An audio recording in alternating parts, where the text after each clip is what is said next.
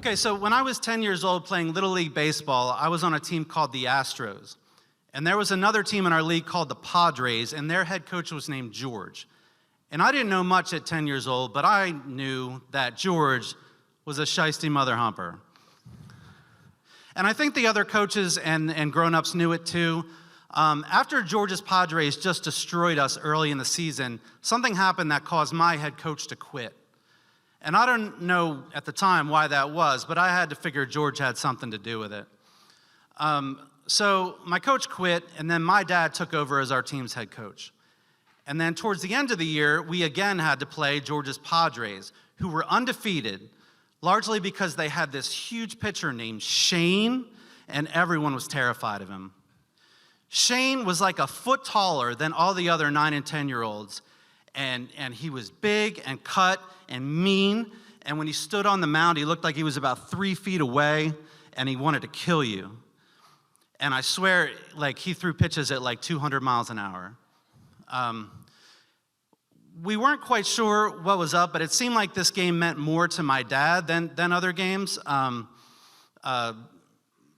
so even though Shane was like mowing us down right and left, we were doing our best and keeping it close.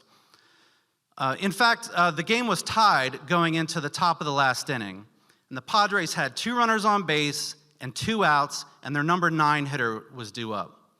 Now in baseball, typically the worst hitter in your lineup bats 9th. That's last in the order. And then after that, it goes back to the top of the order where all the best hitters are.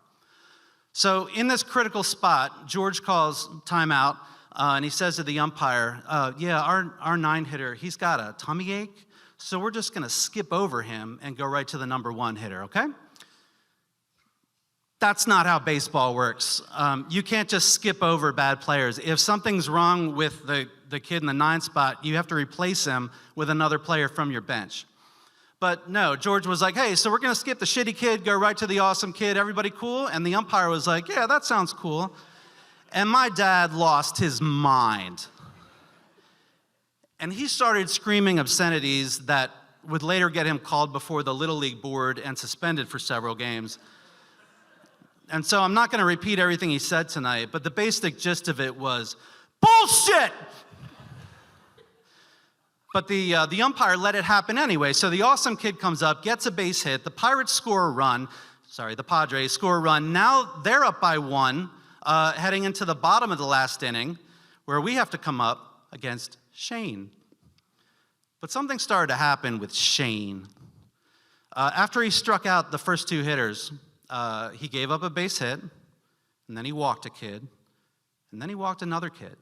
So now we had bases loaded, 2 outs, down by 1, bottom of the last inning. And who's coming up to bat? Me. Hopelessly anxious, overthinking, weak-kneed me. And if I could somehow not lose the game, then our best hitter, Bobby, was due up after me.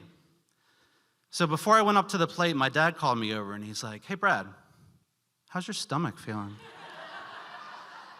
You doing all right? You feeling okay? Because, you know, if you're not well, we can just skip over you and we can let Bobby hit. Can we just acknowledge what a crappy thing that is to do to your own kid? And not only that, but to be like, hey, son, you suck at baseball, but Bobby doesn't. Now, like 99% of me wanted to fake sick or maybe actually get sick and let Bobby take the do or die at bat, but I was like, no, I got this. I'll face freaking Shane with this whole game on the line.